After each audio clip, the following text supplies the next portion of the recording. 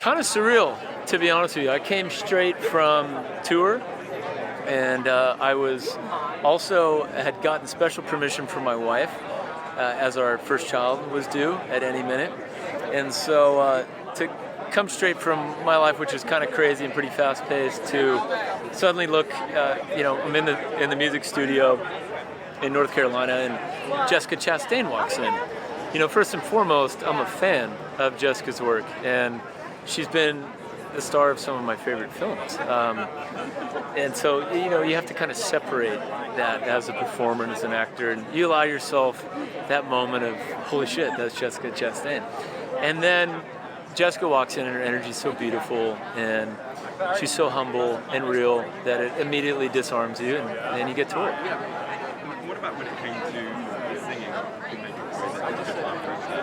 Well, I sing for a living, and I've been singing as a kid and performing since I was a little kid. Even when growing up in my family's honky-tonk, I used to get on stage with my big sisters and mouth the words to the songs and pretend to sing.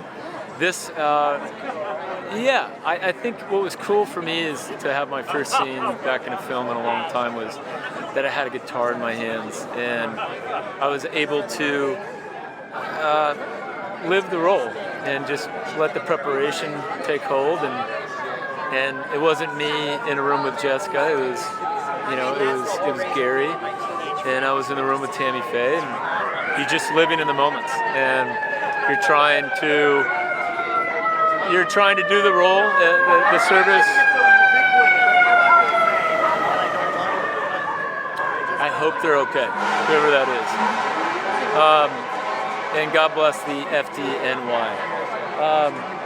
You're just trying to live in the moment and have that experience, and that's really surreal when it does kind of take off, and you do feel like you're in another world, which is, when it's good, that's what it should feel like.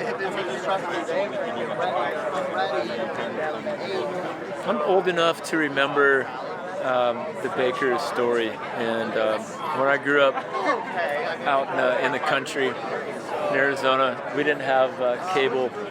We had 4 channels, and for a long time it was almost impossible to turn on any kind of television and not see their story everywhere. I think it's fair to say that at one point they were the most famous and then the most notorious people on the planet, and I would never want that myself. And what a hard place to be in, to have other people telling your story and telling your narrative for you. And I don't think that Tammy Faye's correct narrative was ever told, and that's why I'm so proud of this film, because it's going to correct the legacy. And she was standing in the face of hypocrisy, and she was actually living the scripture and living the word and embracing all of God's children, and she was giving a voice to the voiceless in a really, really scary time when gay rights did not exist. And it makes me emotional thinking about it, because we find ourselves 30 years later having the same conversations in so many ways. And I think that's the moral that I hope people take from this film, is a little bit of empathy.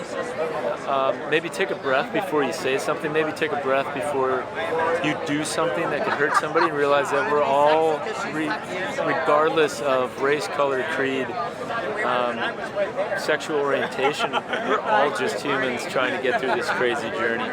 And we'd all be a lot better off if people just were a little bit nicer. That's all it takes. It feels good. So much better to be nice to somebody than to be a jerk every single time.